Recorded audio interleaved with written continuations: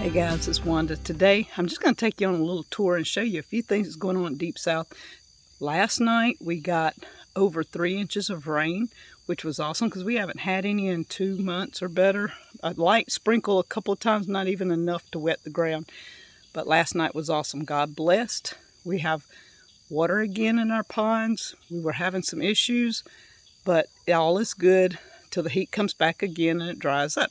Today I'm standing in front of the fig tree. Let me show you what I'm doing. The figs are slowly turning. These are all small here. I've done picked what I can off the tree, but that rain will cause them to pop. There's just lots of figs all over this tree. But the issue I'm having is the birds have found them too. All right, on this side of the tree, the figs are bigger. And you see how big some of them are already? By the afternoon, those will get really big with this rain and start turning color when the sun comes out. This is what happens when they start turning colors. The birds find them. So we've been trying to keep the birds out of the tree. We sit and try to come out ever so often. But you can see they even eat them before they even turn really soft. They're eating it as soon as there's a little bit of brown on the outside. So if you want figs, you have to get up early, beat the birds. This one, by mid-afternoon, will be turning, and if I don't pay attention, the birds will have it. This is one of the pear trees that's right by the fig tree. Isn't that awesome? Now, these pears will not up, especially in the heat, but you still have some good pears, and the sides are not as bad, or they make good pear sauce. These knotty pears will make good pear sauce. But this is our tree that has the most pears on it, and I have to watch it too. And you can see it got so bad with no rain that the ends of the leaves everywhere had started dying. It was only a matter of time before the whole tree would start dying, even with the fruit on it. But we still have pears. The rain, God was good, and in about a month, if the animals stay out of them, we should be harvesting pears. Now that tree is an old pear tree that Danny's had forever. It is a hard pear. It makes some good pear sauce. That's usually what we use those pears for. This one is a moon glow. A couple of years we've had a lot of moon glows. This is one of the best for doing halves, I guess. But this year the cold got all the blooms, but a few survived. You can see it's kind of knotty on this side because of the heat. But look here, one of those is huge, though. Well, both of them actually. So I'm anxious to just keep watching, because at least we get to eat fresh. And beside the moon glow, this is an old pear tree that makes some of the best canning pears we've ever had. I don't know, I think it could be a kefir or something similar, not sure. Danny did not remember the name. He had it. This tree's been here 20 years or better. And it has a few pears on it. They're not doing well. The tree got a blight in it. We cut it back. This year it has some pears, but not like usual. And if you can see,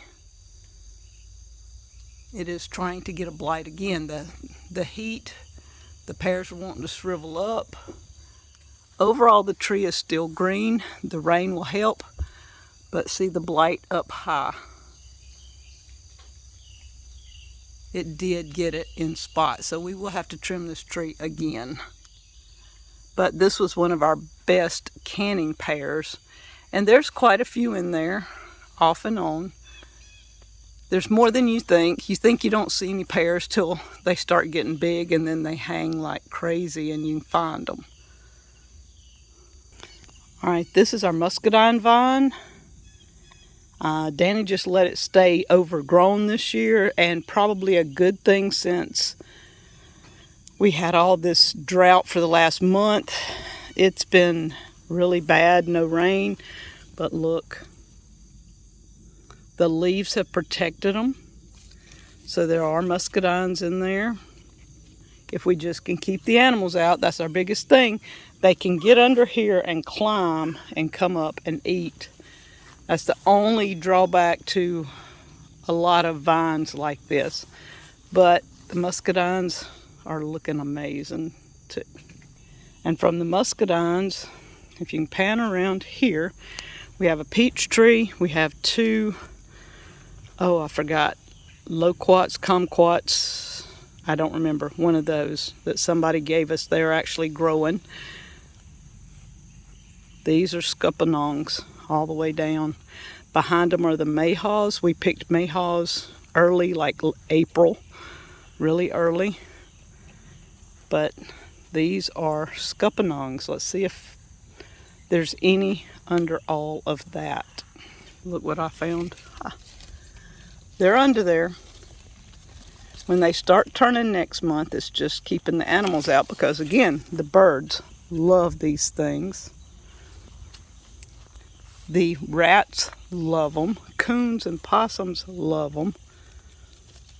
So you're fighting nature. I mean, look. All through there, on further down. They're just hanging.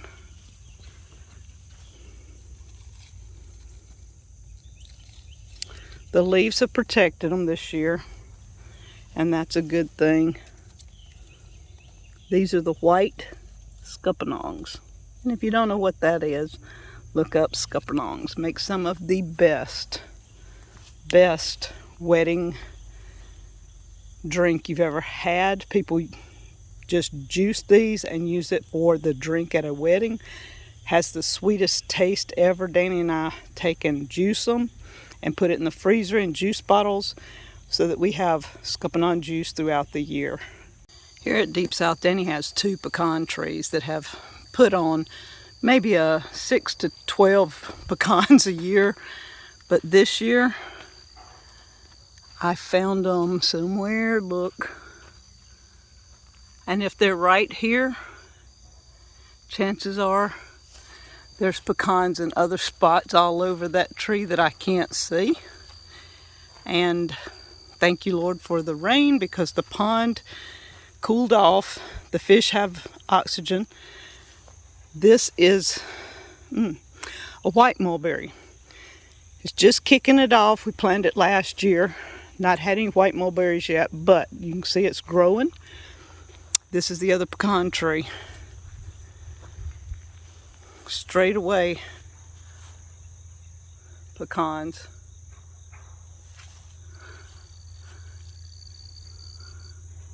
Pecans. Danny's so excited. So we might have a few, even though we have Pecan Grove, we know his 2 trees are finally having some pecans. And this is Grandpa's fig. The heat almost got it. You can see all the leaves are starting to turn yellow, and it was loaded with figs. Hopefully the rain will pop it and it will come back out. But the heat was literally scorching this tree. They've taken that's our wood line there, but all the trees behind that are gone. So this tree is getting more sun than it ever has. Look right here. And it's ready. And look what's happened. A bird had found it this morning already. So I have to come out here and be very careful, because once these start turning, they'll get bigger than this, but the sun just, it's been crazy. This tree has never failed us. There are usually just thousands of crab apples every year on this tree. And this year it doesn't look like it's as many because the freeze did knock it back some. But there are crab apples, and we do let the birds and the animals have this tree pretty much. This is our giant mulberry tree that we get lots and lots of mulberries off of every year. But this year the freeze got it. It came back out, put on new growth, and we got a few, but the birds got them. If we weren't here, you come out, they were eating them before they turned red. They weren't ready. And the birds got most of our mulberries in the red stage, not the, I guess you would say, the purple stage.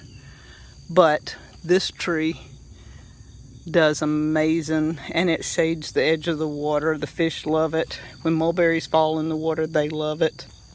Danny's wagon wheels of sugar cane that we've planted are looking great. You can see underneath, with no rain, it was starting to turn brown.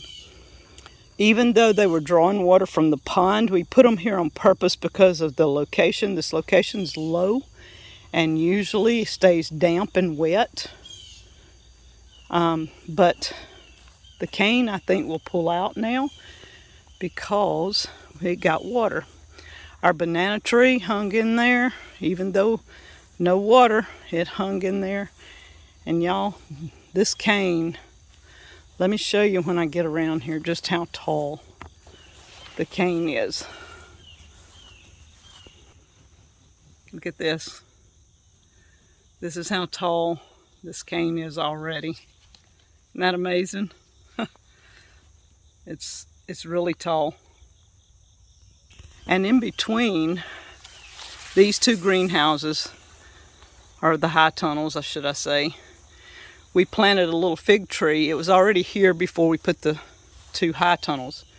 This fig tree is loaded too. The rain will help. It always, these figs get ready a couple of weeks after the other fig tree, which is really good, but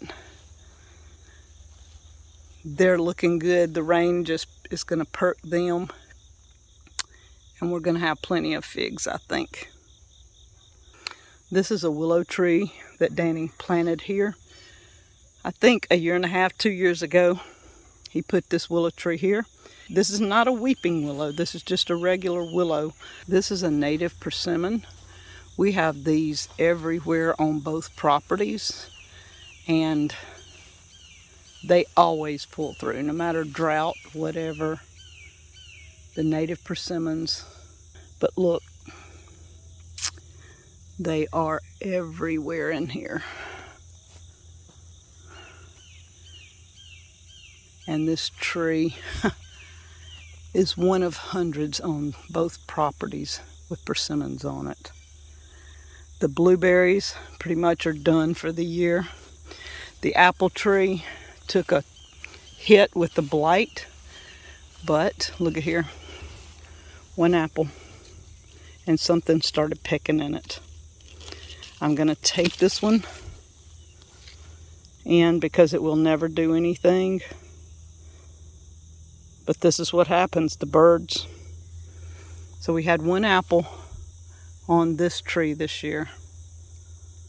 This is another apple tree. This tree has been here 20 years. Danny cut it back except for one branch. This tree, the original stock, is a Dorset Golden.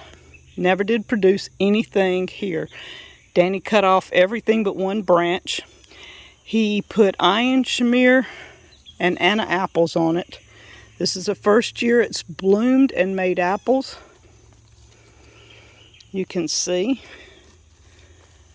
we have very few, but there are some on it. And these are probably the Annas from the looks of it. And then we have one here and some here. An apple there. So this is the first time we will know when they get bigger if they're Anna and Iron Shamir. All of them are Anna, all of them are Iron Shamir. But pretty sure they're not Dorset Golden. Danny can check which ones the graft is on and see. We lost our big apple tree that was right here. And that sunrise, beautiful. It's like 7 in the morning. We had a huge apple tree here. We fought the birds and the insects for years. It'd been there about 20 years. It finally died out, so that's why we're planting apples everywhere else. Thought I'd take you on a quick preview of the high tunnels right quick. We haven't done a lot with the high tunnels this year. Danny's got his miniature banana trees going. I've got asparagus still going. Over here, you can see blooming is the Freedom blackberries. They're doing great this year. Going everywhere. They're blooming in the tops, I see. So we should have Freedom blackberries shortly. This is the jalapeno. It's a sweet jalapeno. It doesn't have the hotness. We bought it last year. It produced abundantly. I have gotten so many off of it this year again. The heat has almost got his white grapes on this. This is the original white grape. The heat took its toll in here on this one. We water, but still, this one is just struggling on this end. The two new ones coming up, you can see where they're going. One here and one here. This one's going up. That one's going up, and on the back side it's taken off. These are his bananas, looking amazing here. Look at the back side. They're just taking off and going crazy. First year seems to do really, really well. We have the Malabar spinach. Some of it's going to seed again. It's looking good. I have giveaway and redone, and it's taken over Danny's high tunnel again. He's not happy with my Malabar, but you know, it is food source and it grows really well. So we have a few strawberries, a few sweet potatoes, different things in here, but y'all, even at this time of the morning, it's already warm, the humidity's up, and I wanted to give you a quick glimpse in my high tunnel. I've got my GreenStalk with my strawberries. We've got wild lettuce going to seed up here. We've got our ginger and our turmeric going. Lavender here on this side. Still got a few peppercorns. We've got the bush okra, which is making okra. We're getting some off of it. This bush okra here. I've been getting a pot or two along. This is my crazy pepper. So far, it has not made the first pepper. It has bloomed and bloomed, but not made the first pepper. I leave the doors open. It's not getting any pollination, I guess. So far, the crazy pepper has not made any peppers.